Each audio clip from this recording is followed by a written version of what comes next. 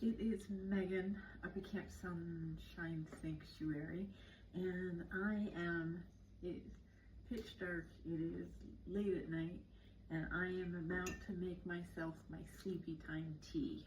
So I make this every single night, usually way earlier. I'm usually sound asleep in bed, but I've mixed it up a little bit and kind of going back to my roots of when I first started this healing journey.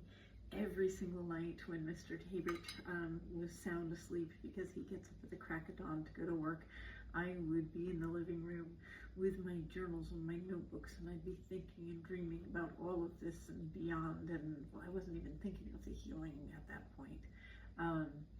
But I was a night owl, and I then had to rely on sleep because my body needed to repair, and then I got through the SIBO and the anemia, and I was hit with menopause, and that has been my battle for the last 18 months.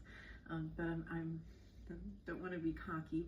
I think I am in the end of it, and things are slowing down because I'm beginning to feel more adjusted and calm, and all of the things that I think come with getting this old age thing. I'm not old, I'm just fucking gearing into my next level.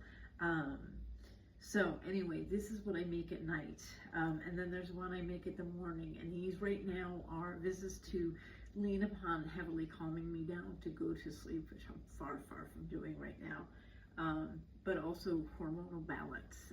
So everything that I am making as far as the teas go these days are going to include red clove, because that is huge. So, but it doesn't really have much flavor, so I always incorporate it with something else that's got quite a bit of flavor. And tonight's concoction will be, the first is fennel seeds, and I don't know if you're familiar with them, but they taste and smell like licorice.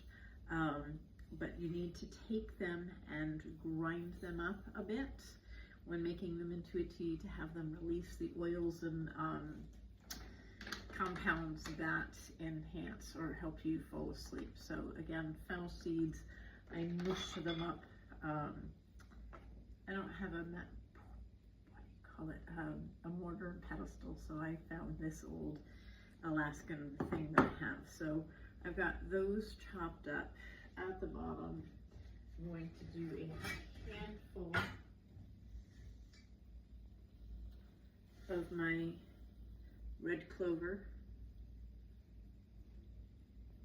and the last one is chamomile. And last year I had chamomile that I had grown myself, and I loved that.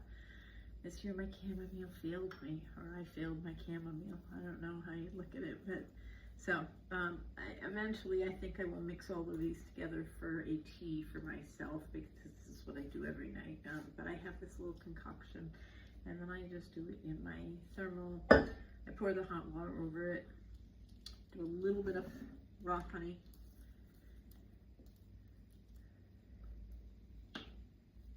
pour it over, and then I let it steep for like 15-20 minutes.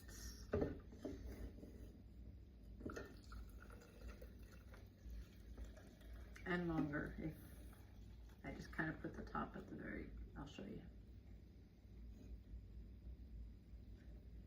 So I have filled it to the very top line. That is staying sunk.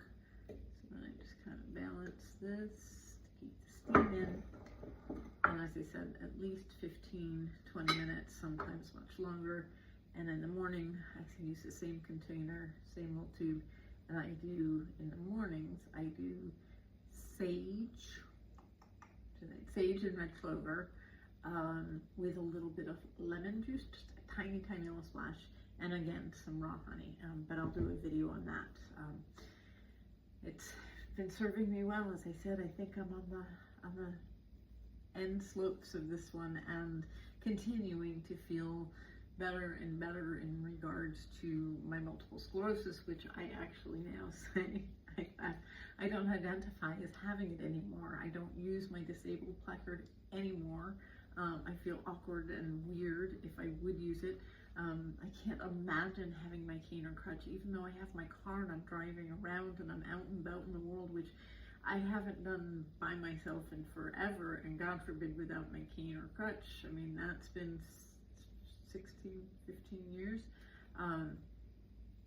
So yeah, not the direction I thought I was going to go, but I'm loving every minute of it, and will continue to share all the things that I have learned that are helping me navigate this world with naturally healing, because it's not just managing anymore. I keep saying it's 100% I'm healing shit. So hope everybody has a good night.